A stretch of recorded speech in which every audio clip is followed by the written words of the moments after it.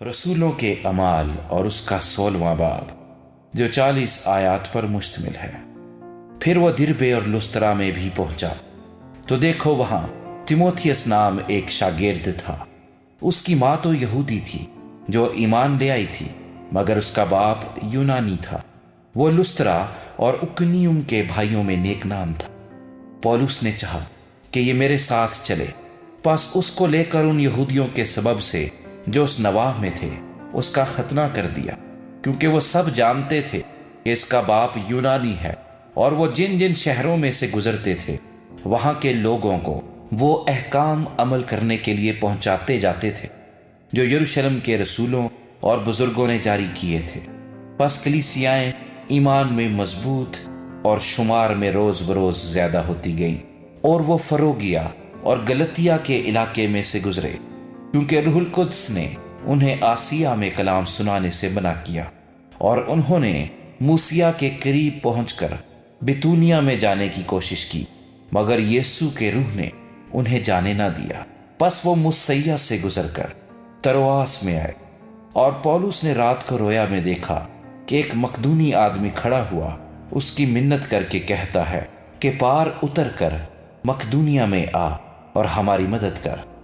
उसके रोया देखते ही हमने फौरन मकदूनिया में जाने का इरादा किया, क्योंकि हम इससे ये समझे कि खुदा ने उन्हें खुशखबरी देने के लिए हमको बुलाया है।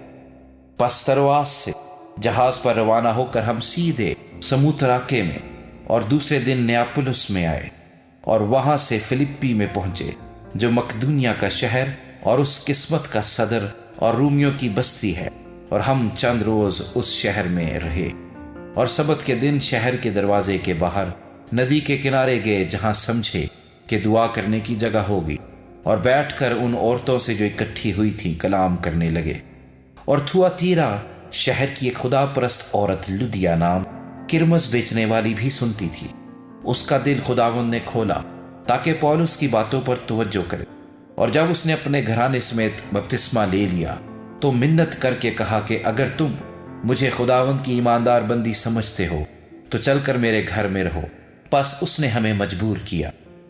जब हम दुआ करने की जगह जा रहे थे तो ऐसा हुआ कि हमें एक लौंडी मिली जिसमें गैब दान रूह थी। वो गैब गोई से अपने मालिकों के लिए बहुत कुछ कमाती थी। वो पौलुस के और हमारे पीछे आकर चिल्लाने लगी कि ये आदमी खुदा ताला के बंदे हैं जो तुम्हें निजात की राह बताते हैं। वो बहुत दिनों तक ऐसा ही करती रही। आखिर पौलुस सख्त रंजीदा हुआ और फिर कर उस रूह से कहा कि मैं तुझे यीशु मसीह के नाम से हुक्म देता हूं कि इसमें से निकल जा। वो उसी घड़ी निकल गई।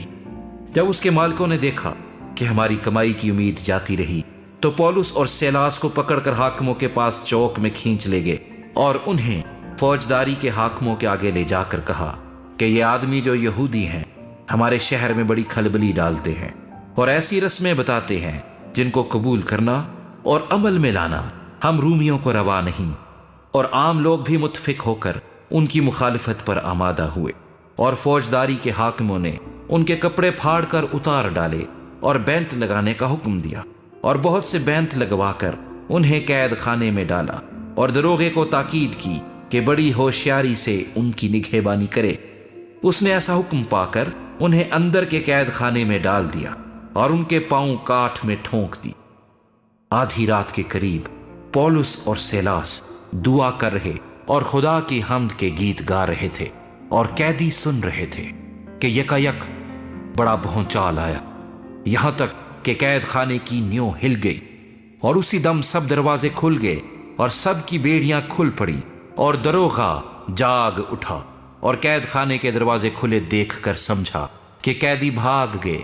बस तलवार खींचकर अपने आप को मार डालना चाहा, लेकिन पौलुस ने बड़ी आवाज से पुकार कर कहा कि अपनी तेज नुकसान ना पहुंचा, क्योंकि हम सब मौजूद हैं। वो चिराग मंगवा कर अंदर जा कूदा और कांपता हुआ पौलुस और सैलास के आगे गिरा और उन्हें बाहर लाकर कहा, ऐ साहिबो, मैं क्या करूं कि निजात पाऊं। उन्होंने कहा, खुदावंद यीशु पर ईमान ला तो तू और तेरा घराना निजात पाएगा।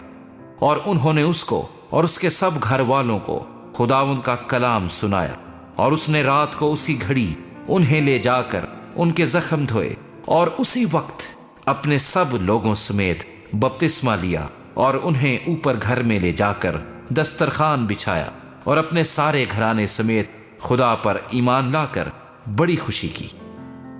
जब दिन हुआ तो फौजदारी के हाकिमों ने हवालदारों की मार्फत कहला भेजा कि उन आदमियों को छोड़ दे, और दरोगे ने पौलुस को इस बात की खबर दी कि फौजदारी के हाकिमों ने तुम्हारे छोड़ देने का हुक्म भेज दिया, बस अब निकलकर सलामत चले जाओ।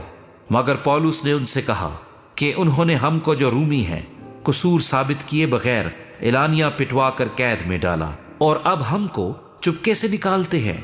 ये नहीं हो सकता, बल्कि वो आप आकर हमें बाहर ले जाए। हवालदारों ने फौजदारी के हाकिमों को इन बातों की खबर दी। जब उन्होंने सुना कि ये रूमी है तो डर गए और आकर उनकी मिन्नत की और बाहर ले जाकर दरखास्त की कि शहर से चले जाए। बस वो कैद खाने से निकलकर लुदिया के यहाँ गए और भाइयों से मिलकर उन्हें तसल्ली दी और रवाना हुए।